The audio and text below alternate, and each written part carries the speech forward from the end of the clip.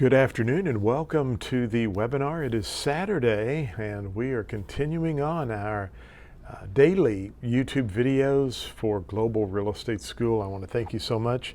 Don't forget, you can go to YouTube and search for Global Real Estate School. We would love to have you as a subscriber. If you've fallen on our webpage by doing some searching, subscribe to our channel. We've got lots of great resources to help you pass the real estate exam on the first attempt. And by the way, it does not matter what state you are located in. Generally, most of the time, I'm always covering specific national content, questions, and information, and that's good regardless of whatever state you are in. I may from time to time do some specific state webinars, and if I do, I'll always be sure and put that in the show notes or tell you just as quickly as possible, hey, this is going to be specific for this state. But today's a national webinar. We're going to talk about taxes. It's a vocabulary keywords webinar on taxes. So you can check us out at Global Real Estate School. And don't forget, you can also go to our Instagram, which is at Real Estate Tech Guy. I don't know why that seems to be down a little further than normal when I put the overlay up, but thank you again for joining. And I think I have the camera set a little bit. I could probably change that just a tad. Maybe that might be better right there. Yeah, I think that looks okay. Maybe we'll fix that. There we go. I think that's good. All right. Well, we want to get into key terms. We want to talk about taxes.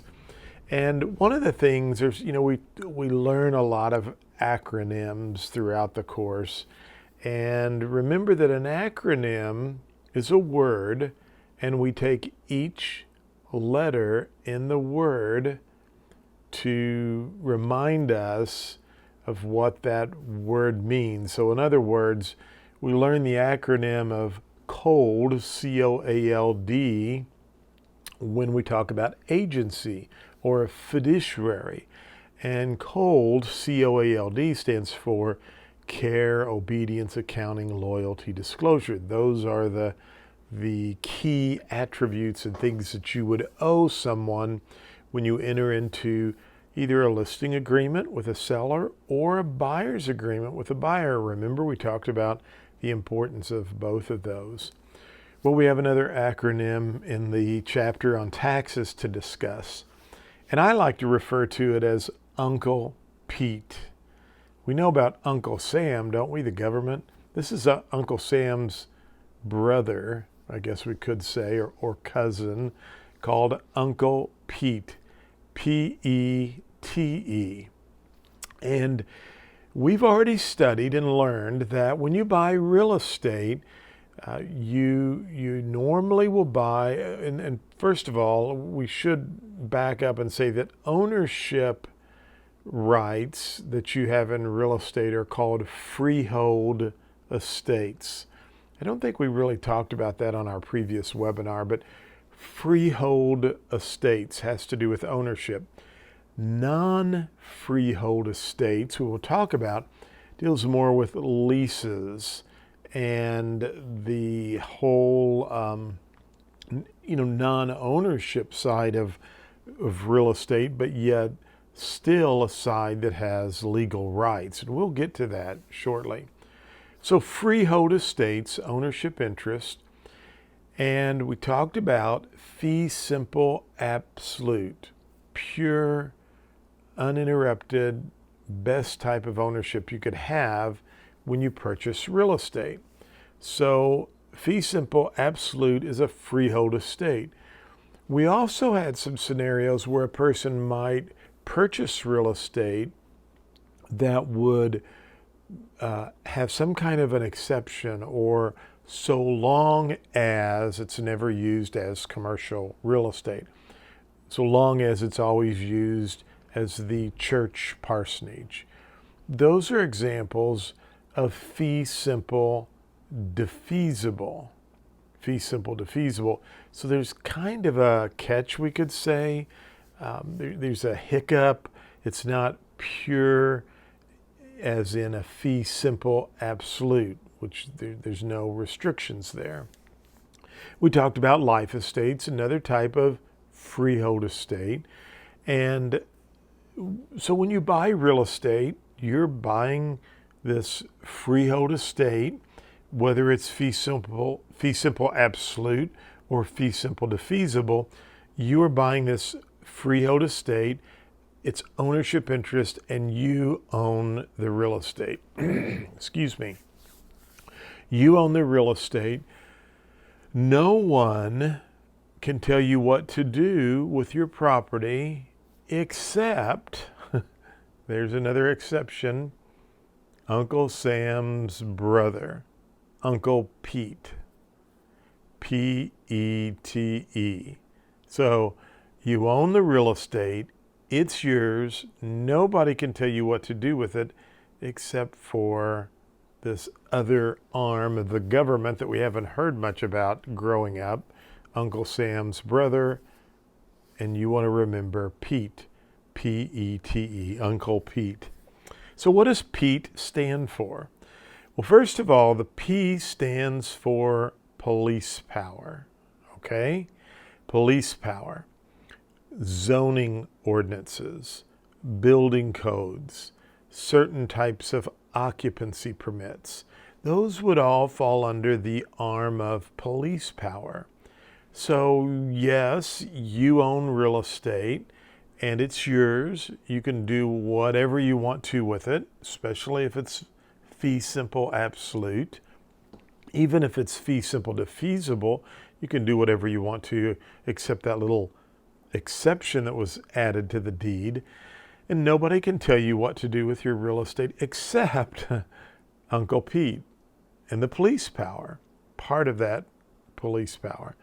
And so when we talk about police power and building codes and zoning ordinances, you already understand and realize that in certain parts of a community, you can only use your real estate for whatever the zoning is for that community. Could be just residential. It could be for commercial. It could be for industrial. Each city will have a residential classification, or a zoning classification, and you'll have to use your real estate in that manner. Now, there could also be occupancy permits. If you don't do certain things that the city requires, then you cannot get an occupancy permit. You can't move in the property. So that's police power. Now, E, the first E we want to talk about, and we can take these in any order that we want to. The first E we want to talk about is eminent domain. And that is when the government can take your property, private property, for public use. Eminent domain. So, eminent domain actually is normally it's done through what is called condemnation. And condemnation, and I'm going to just make sure that we haven't really gotten to that part, but I just want to make sure that I'm not, because there's a process that you go, the actual process, and then, and my computer screen, wouldn't you know it, is kind of logged up there, so it's okay, we'll come back here. But so here we go. So I'm going to go to Uncle Pete here, which is right here.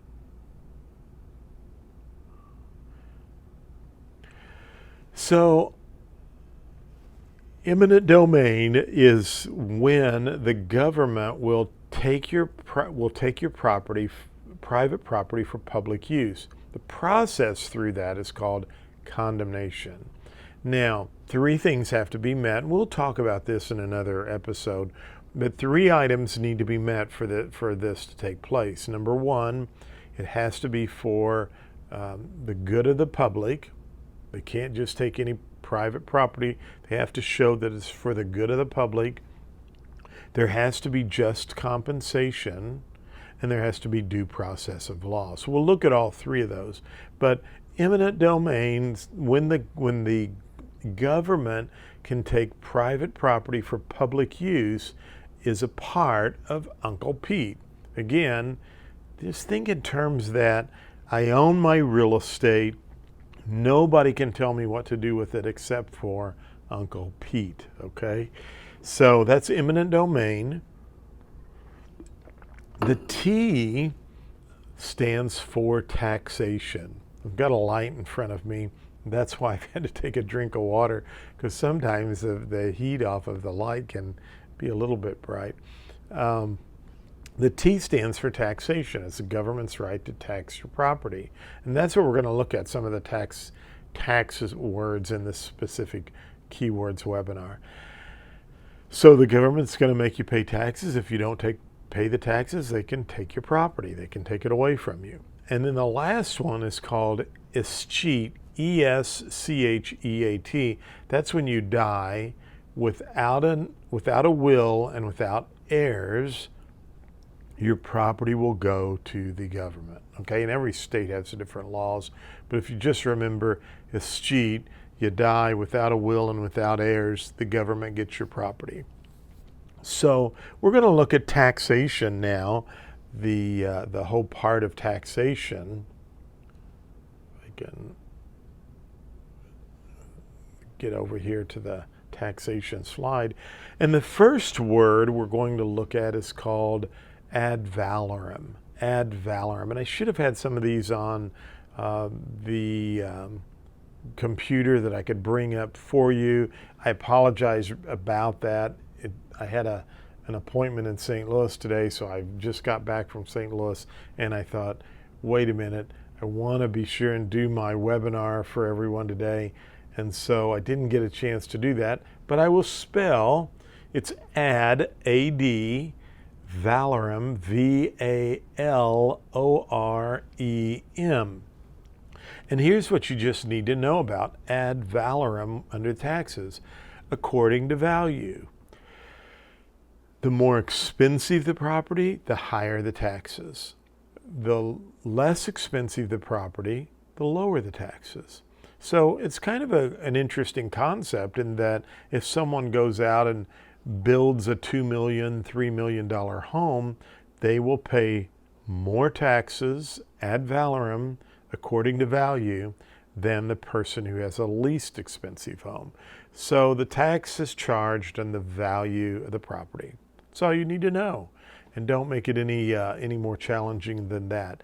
Ad valorem, according to value. Now, one of the things we talk about under the tax section is the word mill, M-I-L-L, a mill. What is a mill? And a mill is actually considered to be 0.001. It's one, I'm trying to find it here. You can see there's a lot of information, and sometimes even your instructor, I think that's 1/100th, and I should have my book here, and it's okay for me to do that, isn't it? We'll just take a look because we want to give you the. I want to say it's 1/100th, but it is 1/10 of 1 cent. Okay, 1/10 of a penny. So it is 0.001. Some states use a mill rate to compute property taxes and sales taxes. So if the mill rate would be 52, if it was 52 mills, it would be 0.052. So a mill is 1/10 of 1 cent, 1 penny. So it's 0.001. Now this is going to be a shorter keywords webinar today, so I'm going to probably discuss that more tomorrow we'll do some tax problems. But just remember that what a mill is, and you probably will see that on the exam. Now, an equalization factor is another question, and I don't think you'll probably see an equalization factor on your test, but an equalization factor is just when there are differences, they sometimes will apply that to the tax rate to help make up the difference. So if you had an area where property values were declining, because remember, the government's always going to charge you taxes on the value of the property, the assessed value of the property. If we had rates that were dropping, values that were dropping, they may not be able to collect enough tax to help pay for all the expenses that the government will need, which is why they charge real estate taxes in the first place. And therefore, they can apply this equalization factor that will help make up the difference. Okay, so we're going to do math problems tomorrow on our webcast. I'm going to do a couple of tax problems. I did not prepare for that today, but I'm going to jump over here to chapter 8, and I just want to go through some of these specific definitions very quickly, and then we'll call it a day, 20 minutes or so, and I think that'll be good for us today. So taxes, you're not going to have a lot of definitions or key terms to know. You're going to need to know how to do a mill problem, and that a mill is 1/10 of 1 cent, okay? You need to know the term ad valorem, which is according to value. Higher priced homes will pay more tax than lower priced homes. That'll definitely be on your exam. You need to know that. And then we're in chapter 8, we get into liens, specific liens, or I shouldn't say specific liens because there are specific liens and general liens, but specific definitions regarding liens. So our first one is a voluntary lien. Anytime you go and create an obligation against your property, it creates what is called a lien on your property. And a voluntary lien is just what it says. You voluntarily put a lien on your property. A good example of that would be when you get your home mortgage. That's a voluntary lien. Now we also have involuntary liens, and involuntary liens can either be what are called statutory or equitable. Statutory or equitable. A statutory involuntary lien would be a tax lien. You did not, that lien is placed upon your property involuntarily because you did not pay taxes. And statutory is, based on law. It's a legal requirement that you owe that amount of money. An equitable type of lien comes about when the court places a lien on your property because of some actions or something you've done, and you've perhaps lost a lawsuit. In that example, that would be an involuntary lien, and it would be equitable. Now, do not make these challenging, and I know you hear me say that a lot to you, but just think about it. Voluntary lien is something you do out of your own actions. Involuntary lien can still be out of your actions, but it's not something you freely went and said, okay, I'll put a lien on my property. I want to put a second deed of trust to put new windows in my house. That's a voluntary lien. But if you choose not to pay your real estate taxes, or you choose to get in your car and drive and have a wreck, and someone sues you and gets a judgment against you for your wrongful negligence, and the court says put a lien on their property, that's an involuntary equitable lien. If you choose not to pay your real estate taxes, that would be an involuntary equitable lien. Okay, so not very difficult. A judgment is, again, there are general judgments, And a judgment, pardon me, would be a general lien. General liens can affect all of your property. Specific liens just attach to a specific parcel. Good example would be a mortgage loan would be a specific lien. It's only attached to your real estate, specific piece of property. But a judgment, remember me talking about you driving the car, you were wrongfully driving, did something wrong, speeding, looking at your phone, and you had an automobile accident, and someone sued you, and the court issued a judgment against you. That would be an involuntary lien. It would be equitable, and it would be classified as a general or as a judgment. And a judgment attaches to both, attaches to everything. Specific liens only attach to a specific parcel or a specific thing. If you get a car loan, your car is that specific collateral that that lien is placed upon. But a judgment, they can come after anything you have. That's why it can be a very, very serious thing. And then we go over, and let's see here, to statutory liens, a tax lien. We talked about that already. Equitable lien, a good example would be when the court assesses something against you. Specific lien attaches to a specific piece of property. Mechanic liens are specific liens. Mortgage liens.